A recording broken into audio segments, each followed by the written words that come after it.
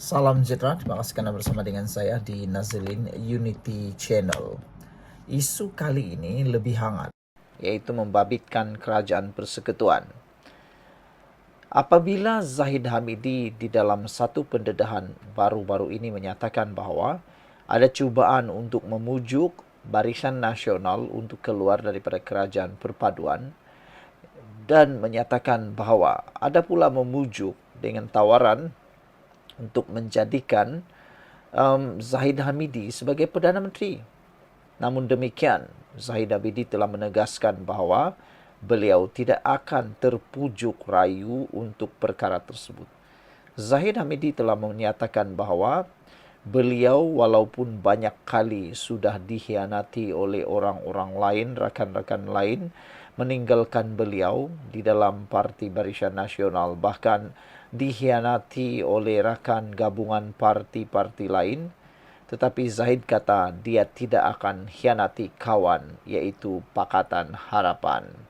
Ditanya pula tentang UMNO DAP atau UMDAP, Zahid kata tiada seperti itu.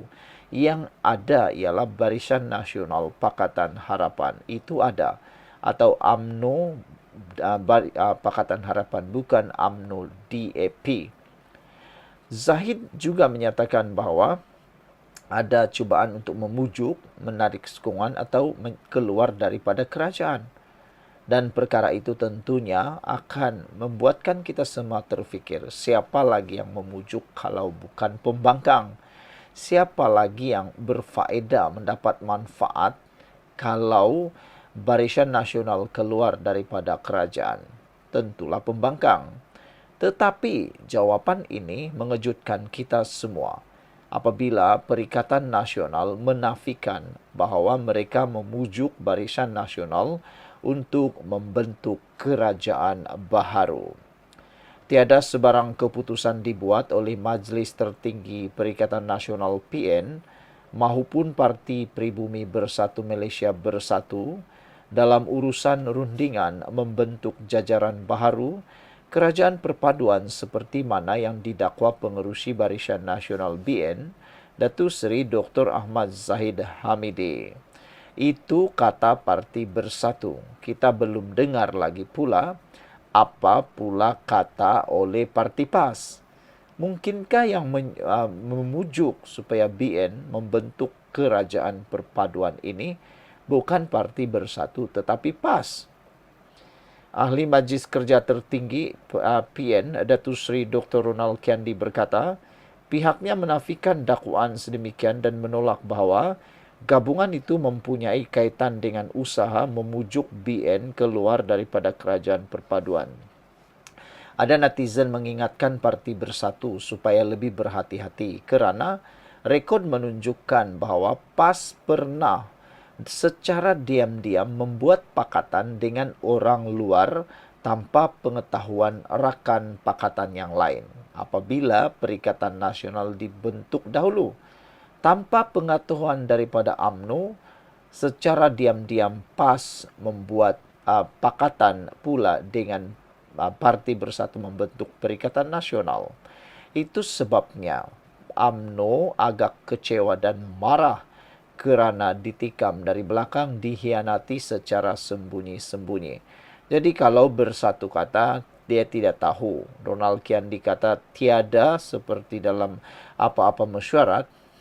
Hati-hati sebab sudah pernah berlaku, sudah ada duluan secara diam-diam PAS membentuk pakatan dengan orang lain, kawin dengan orang lain, bermain dengan dua kolam. Saya, Naib Presiden Bersatu yang juga ahli Majlis Pimpinan Tertinggi MPT Bersatu dan ahli Majlis Tertinggi PN, setakat yang saya tahu tiada sebarang keputusan dibuat kedua-dua pihak tentang rundingan penjajaran, kata beliau. Soal terdapat individu sama ada ahli parlimen atau sesiapa sahaja yang berunding dengan mana-mana pihak berkaitan penjajaran ini, ia di luar mandat dan pengetahuan PN, katanya kepada Sinar Harian pada Isnin. Pada Ahad, Ahmad Zain Hamidi ketika berucap dalam konvensyen BN Wilayah Persekutuan di Pusat Dagangan Dunia Kuala Lumpur mendakwa terdapat usaha untuk menarik partinya keluar dari kerajaan perpaduan selain mengangkat individu daripada BN sebagai Perdana Menteri. Timbalan Perdana Menteri itu mendedahkan ia antara usaha yang dilakukan oleh pembangkang untuk menjadi kerajaan semula. Tambahnya lagi, seorang ahli parlimen menemuinya minggu lalu bagi menyampaikan hasrat mahu membentuk kerajaan baharu di bawah panji kerajaan perpaduan.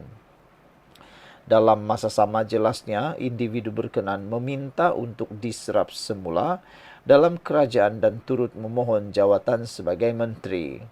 Bagaimanapun, Ahmad Zaid Hamidi menegaskan beliau tidak tertarik sama sekali dengan tawaran tersebut dan menolak cadangan sebegitu kerana enggan mengkhianati lawan atau mengkhianati kawan. Mengulas lanjut, Ronald berpandangan pihaknya ingin fokus terhadap tanggungjawab sebagai pembangkang sahaja tanpa perlu memikirkan perkara lain.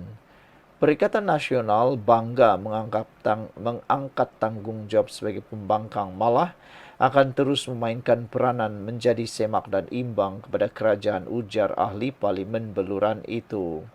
Saudara-saudara sekalian, ini adalah isu paling mengejutkan kita semua berkaitan dengan adakah Barisan Nasional benar-benar akan menyebabkan kerajaan pimpinan Anwar Ibrahim ini akan tumbang di tengah jalan. Kerana apabila Zaid menyatakan ada cubaan memujuk Parti UMNO Barisan Nasional untuk bentuk kerajaan baharu, pastilah ini akan membuatkan politik di Malaysia akan bermasalah lagi.